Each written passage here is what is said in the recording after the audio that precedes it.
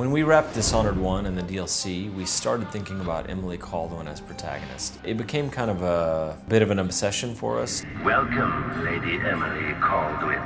To see Emily and treat her the right way. Like, think really, how would she grow up? What would she look like? How would she carry herself? So it's 15 years after the Rat Plague, after the first Dishonored, and Corvo's been training her for 15 years, telling her, someday our enemies are going to come for you with knives and you have to be ready.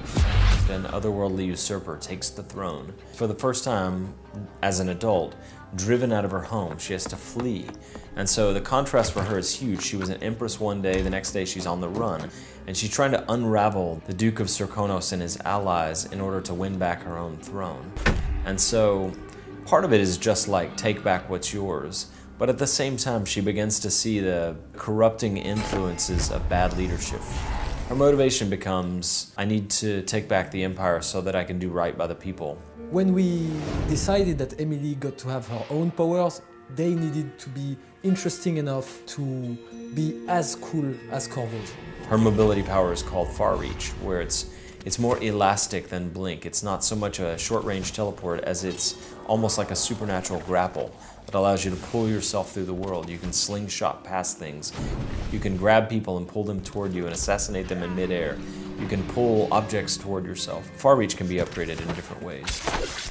Domino, it's that power that allows you to link the fate of characters in the world, and whatever happens to one happens to the other. If you look at her powers, most of them are befitting of an empress. She can link people together so that they share the same fate. She can mesmerize a crowd of people. There you are. I feel so empty right now. She's also a young woman who lived a pretty privileged life, punctuated by a brief time of darkness. All hail Her Imperial Majesty, Emily Coldwin. She uses Shadow Walk and she becomes this inky monstrosity, and then for a brief time does some terrible things and then goes back to being the person that she normally is. And then it gets a bit crazy because Emily also has the power of doppelganger, where she can create a reflection of herself. It can be used to distract AI enemies, or it can be upgraded so that it's actually lethal and it can assassinate. So whether you play Emily or Corvo, you work your way through the same set of missions. But that said, Emily's commentary on the world is sometimes similar to Corvo's, but sometimes it's different based on her perspective. I wish I could just run away from all this.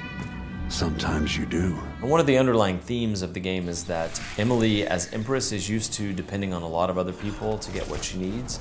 And in this situation, she's really only got herself to depend on. And then on top of that, because she is a former Empress, an Empress on the run, people react very differently when they see her than they do to Corvo. All that, and you have your father's eyes, your Imperial Majesty.